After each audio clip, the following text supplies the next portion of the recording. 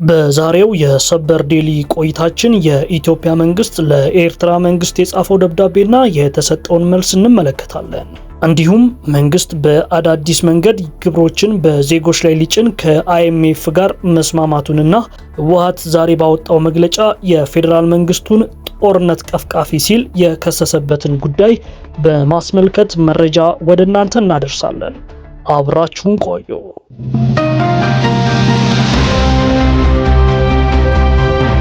ውድ የሰበር ዴሊ ቤተሰቦቻችን እንደምን ሰነበታችሁ? በዚህ ቻናል ወቅታዊ የሆኑ ሀገራዊ፣ ቀጠናዊና ዓለም አቀፋዊ ሰበር መረጃዎች በየዕለቱ ወደ እናንተ ይደርሳሉ።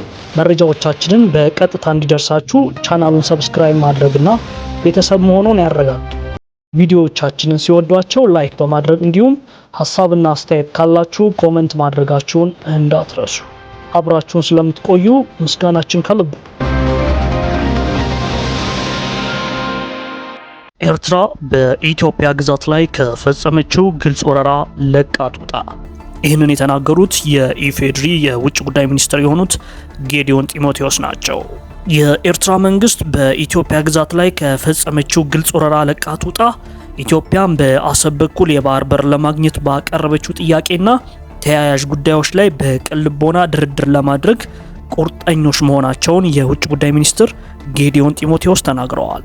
በኢትዮጵያ ፌዴራላዊ ዴሞክራሲያዊ ሪፐብሊክ የውጭ ጉዳይ ሚኒስትር ጌዲዮን ጢሞቴዎስ የካቲት 1 ቀን 2018 ዓ.ም ለኤርትራው የውጭ ጉዳይ ሚኒስትር ኦስማን ሳልህ መሐመድ ግልጽ ደብዳቤ ጽፈዋል። ሚኒስትሩ ለኤርትራ አቻቸው የጻፉት ደብዳቤ ግርድፍ ትርጉሙ እንደሚከተለው ይቀርባል። ለረጅም ጊዜ የኤርትራ ኃይሎች በጋራ ድንበራችን በኩል ያለውን የኢትዮጵያ ግዛት ተቆጣጥረው የቆዩ ሲሆን የኤርትራ መንግስትም በኢትዮጵያ ውስጥ ለሚንቀሳቀሱ የተለያዩ ታጣቂ ቡድኖች ቀጥተኛ የቁሳቁስ ድጋፍና እገዛ ሲያደርግ ቆይተዋል። ይህ የግዛታችን አንድነትና የሉዓላዊነታችን ጥሰት እንዲታረም በተደጋጋሚ ጥሪ ስናቀርብ ቆይተናል። ሆኖም እነዚህ ተደጋጋሚ ጥሪዎች ምላሽ ሳያገኙ ቀርተዋል። ባለፉት ጥቂት ቀናት ውስጥ የታዩት ሁኔታዎች የኤርትራ መንግስት የጥብቅና የግጭት ማባባስ መንገዱን ለመከተል መምረጡንም ያመለክታል። የኤርትራ ጦር በሰሜን ምስራቅ ድንበሮች በኩል ወደ ኢትዮጵያ ግዛት ዘልቆ በመግባት እና በሰሜን ምዕራብ ድንበሮቻችን የኤርትራ ኃይሎች ከአመፀኛ ወይንም ደግሞ ታጣቂ ቡድኖች ጋር የሚያካሂዱት የጋራ ወታደራዊ እንቅስቃሴዎች ትንኮሳ ብቻ ሳይሆኑ ግልጽ የወረራ ድርጊቶች ናቸው። ይህ ተቀባይነት የሌለው ሁኔታ እንዲቆም የኤርትራ መንግስት ወታደሮቹን ከኢትዮጵያ ግዛት በአፋጣኝ እንዲያስወጣና ከአመፀኛ ቡድኖች ጋር የሚያደርገውን ማንኛውንም አይነት ትብብር እንዲያቆም በይፋ እንጠይቃለን። ከግማሽ ክፍለ ዘመን በላይ ግጭት የሁለቱ ሀገራት መለያ ሆኖ ቆይቷል። ይህንን የጥልና ያለመተማመን አዙሪት በውይይትና በዲፕሎማሲያዊ ግንኙነት መስበር ይቻላል ብለን እናምናለን። ለኢትዮጵያ ሉዓላዊነትና የግዛት አንድነት መከበር ለምናቀርበው ህጋዊ ጥያቄ አዎንታዊ ምላሽ የምናገኝ ከሆነ የኢትዮጵያ መንግስት የባህር ጉዳዮችና በአሰብ ወደብ በኩል የባህር በር የማግኘት መብት ጉዳይን ጨምሮ በሁሉም የጋራ ጉዳዮች ላይ ሁለንተናዊ መፍትሄ ለመድረስ በቅን ልቦና ድርድር ለማድረግ ፈቃደኛ ነው። ብዙ የጋራ እሴቶች ባሏቸው የሁለቱ ሀገራት ህዝቦች መካከል አዲስ የሰላምና የብልጽግና ዘመን ሊያመጣ የሚችል በጋራ መከባበርና ትብብር ላይ የተመሰረተ ግንኙነትን ለመፈለግ ቁርጠኞች ነን። ይህ ደብዳቤ እንደ በጎ ፈቃድ መገለጫ አድርገው ለህዝቦቻችንና ለቀጠናችን ከግጭትና ከሁከት ይልቅ ሰላምና ብልጽግናን እንዲመርጡ ለማሳሰብ ይህ ደብዳቤ እንደ በጎ ፈቃድ መገለጫ አድርገው ለህዝቦቻችንና ለቀጠናችን ከግጭትና ከሁከት ይልቅ ሰላምንና ብልጽግናን እንዲመርጡ ለማሳሰብ በቀረበ መንፈስ እንደሚቀበሉት ተስፋ አደርጋለሁ። የኢፌድሪ የውጭ ጉዳይ ሚኒስትር ጌዲዮን ጢሞቴዎስ። ከኢፌድሪ የውጭ ጉዳይ ሚኒስቴር ከተላከው ደብዳቤ ጋር በመያያዝ ዛሬ ምላሽ የሰጡት የኤርትራው መንግስት የማስታወቂያው ሚኒስትር በኢትዮጵያ መንግስት የቀረበበትን ክስ አስተባብለዋል። የሻዕቢያው መንግስት የሐሰት ክሶች ለድብቅ አጀንዳዎች ያገለግላሉ በማለትም የቀረበበትን ክስ ውድቅ አድርገዋል። የኤርትራ ማስታወቂያ ሚኒስትር ዛሬ የካቲት 2 ቀን 2018 ዓ.ም ባወጣው አጭር መግለጫ ትላንት በኢትዮጵያ የውጭ ጉዳይ ሚኒስትር በኤርትራ ላይ ያወጡት ጽሑፍ በግልጽ ሐሰትና የተፈበረኩ ክሶች ናቸው በማለት በዋና ተነሳሽነቱና በአጠቃላይ ዓላማው አስደናቂ ነው ብሎታል። በሚያሳዝን ሁኔታ ከ2 ዓመታት በላይ በኤርትራ ላይ በተቀሰቀሰ የጥላቻ ዘመቻ ውስጥ ሌላ አስከፊ ድርጊት በማለት የገለጸው የኤርትራ መግለጫ የኤርትራ መንግስት ነዳጅ ለመጨመርና ሁኔታውን ለማባባስ ትርጉም በሌለው ውዝግብ ውስጥ ለመሳተፍ ምንም ፍላጎት የለውም በማለት በኢትዮጵያ መንግስት ለወጣው መግለጫ በአጭሩ ግብረ መልስ ሰጥተዋል። የኢትዮጵያ መንግስት ኤርትራ የኢትዮጵያን የግዛት ወሰንን በመጣስና የታጠቁ ቡድኖችን በመደገፍ ረገድ በመክሰስ ወታደሮቿንም በአስቸኳይ እንድታስወጣ ጠይቃለች። ኤርትራ ወታደሮቿ ወደ ግዛቷ ዘልቀው እንዲገቡ በማድረግና በድንበር አካባቢ ከሚንቀሳቀሱ የታጠቁ ቡድኖች ጋር በመተባበር ወታደራዊ ትንኮሳን እያባባሰች ነው በማለት ኢትዮጵያ በይፋ የከሰሰች ሲሆን የኤርትራ ኃይሎች በአፋጣኝ እንዲወጡና ለታጣቂ ቡድኖች የምታደርገውን ማንኛውንም አይነት ድጋፍ እንድታቆም ብትጠይቅም ኤርትራ ጉዳዩን ባላየ ለማለፍ ችላለች።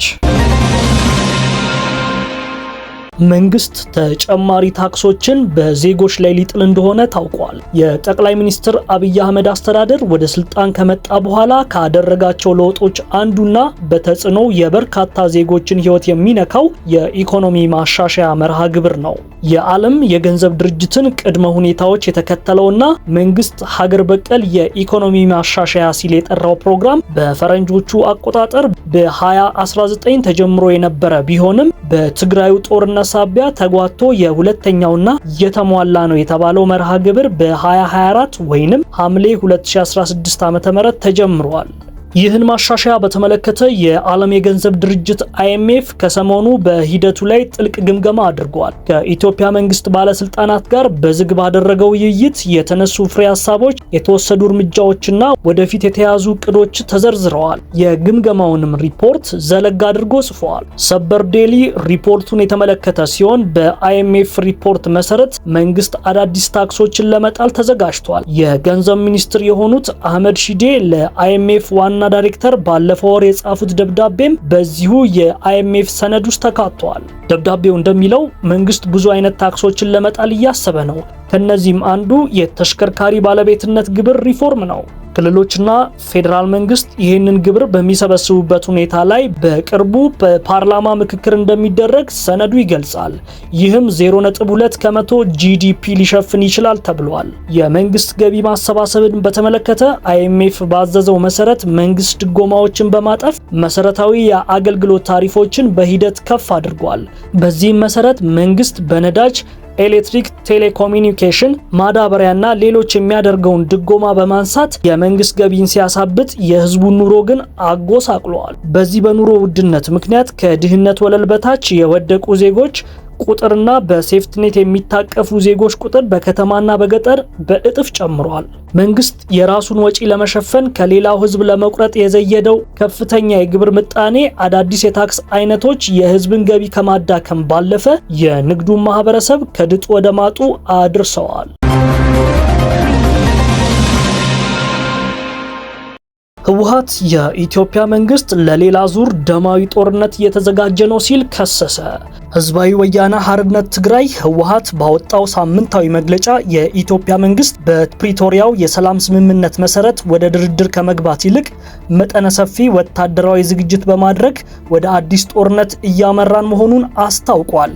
ሰበር ዴሊ ከመግለጫው እንደተመለከተው ድርጅቱ ዓለም አቀፉ ማህበረሰብ የጦርነት ደመናውን ለመግታት በአስቸኳይ ጣልቃ እንዲገባ ጥሪ አቅርበዋል። ህወሓት በመግለጫው እንዳመለከተው የኢትዮጵያ መንግስት በአሁኑ ወቅት ግዙፍ የጦር መሳሪያና የሰራዊት ክምችት ወደ ትግራይ ክልል አቅጣጫ እያስጠጋ ይገኛልም ብሏል። ይህ እንቅስቃሴ ሌላ ዙር ደማዊ ጦርነት ለመክፈት የታለመ ነው ሲል ድርጅቱ የገለጸ ሲሆን ባለፈው ሳምንት በሰላማዊ ሰዎችና በሰራዊት ላይ የተፈጸመው የአየርና የምድር ጥቃቶች ለዚህ ማሳያ መሆናቸውንም ጠቁመዋል። ድርጅቱ በመግለጫው ካሰፈራቸው ዋና ዋና ነጥቦች መካከል የኢትዮጵያ መንግስት ባደራጃቸው ታጣቂዎች አማካኝነት 40 በመቶ የሚሆነው የትግራይ ህገ መንግስታዊ መሬት ወሮ በመያዝ ህዝቡ በመጠለያ ጣቢያዎች ውስጥ ለሞትና ለስቃይ መዳረጉንም ገልጿል። ህወሓት ለሰላም ቅድሚያ በመስጠት ልዩነቶችን በውይይት እንዲፈቱ ጥረት ሲያደርግ መቆየቱን አሁንም ፍላጎቱ ወደ ጦርነት መግባት ሳይሆን የፕሪቶሪያውን ስምምነት ወደ ዘላቂ ሰላም እንዲሸጋገር መሆኑን ገልጿል። በመጨረሻም ህወሓት የኢትዮጵያ መንግስት ወታደራዊ ዝግጅቱን በአስቸኳይ አቁሞ ወደ ሰላማዊ ድርድር እንዲመለስ ሲል በመግለጫው ገልጿል።